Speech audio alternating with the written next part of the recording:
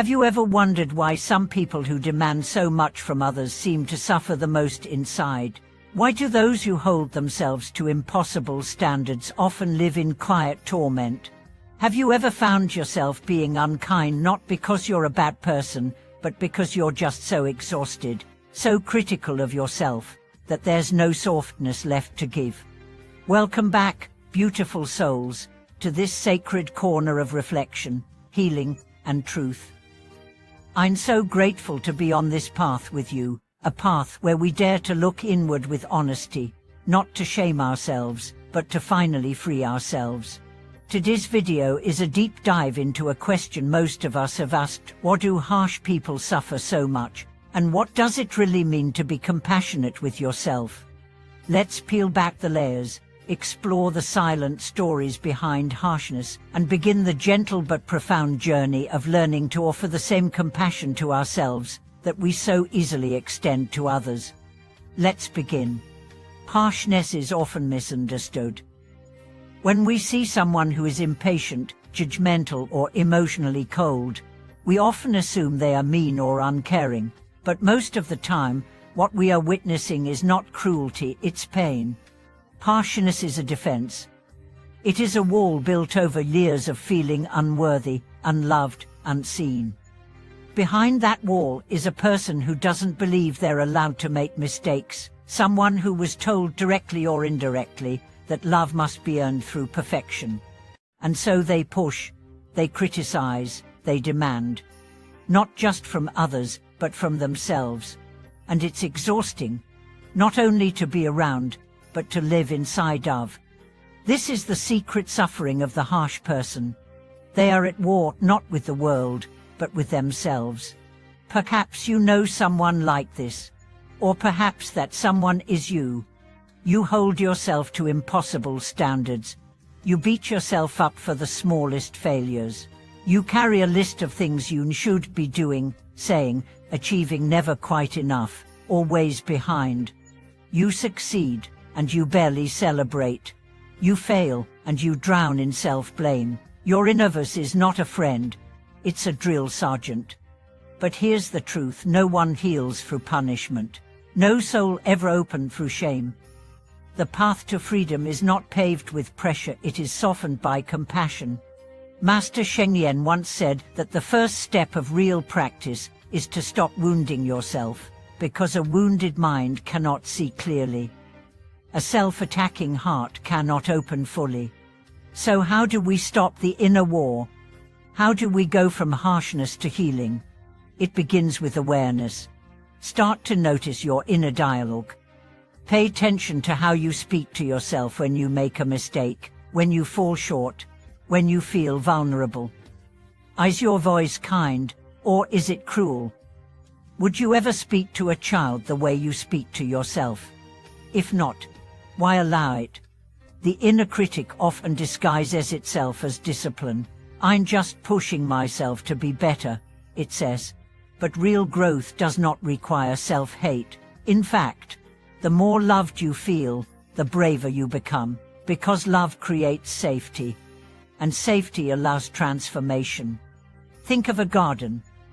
If the soil is too harsh, nothing grows, but when the soil is nurtured, everything blooms. Your heart is the same. The next step is understanding. Ask yourself, where did I learn to be so hard on myself? Was it from a parent, a teacher, a culture, a religion? What messages did I receive about worthiness, success, love? When did I start believing that failure was fatal? Bring these beliefs into the light. Question them. They were formed in a moment of fear, not truth. You are allowed to rewrite them.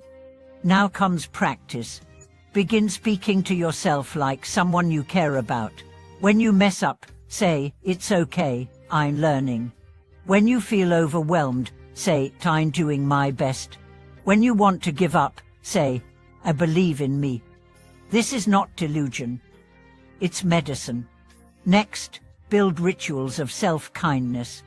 Rest when you're tired, not when you've earned it. Eat nourishing food, not as a reward, but as a right. Move your body not to punish it, but to celebrate it.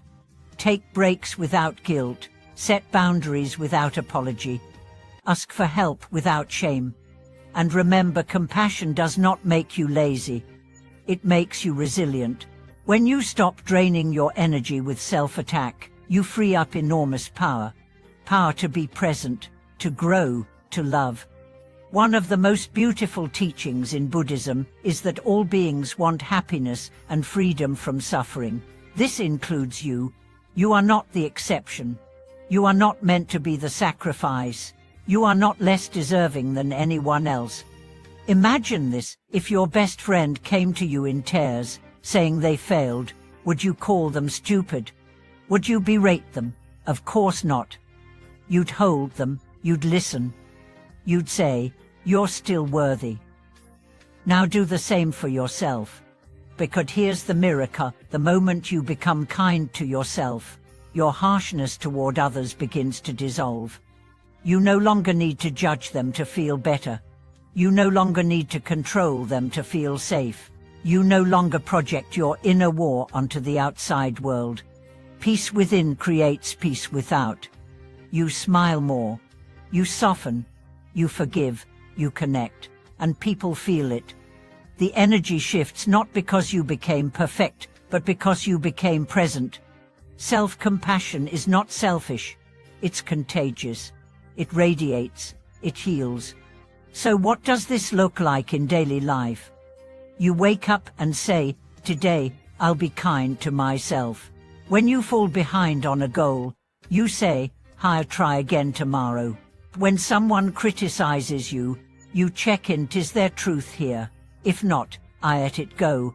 When emotions rise, you breathe and say, "It's okay to feel." And you keep returning, over and over. Not because it's easy, but because you're worth it. You begin to trust yourself, to like yourself, to show up as you are. And slowly, the harsh voice loses power. The storm inside settles. The light returns.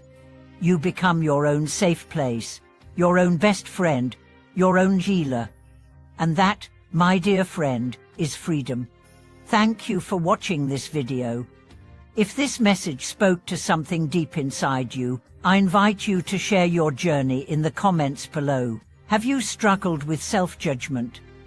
How have you begun to practice self-kindness? Let's support each other on this brave, beautiful path. Don't forget to like, subscribe, and ring the bell so you never miss a moment of insight and healing. Stay kind, stay real, stay open.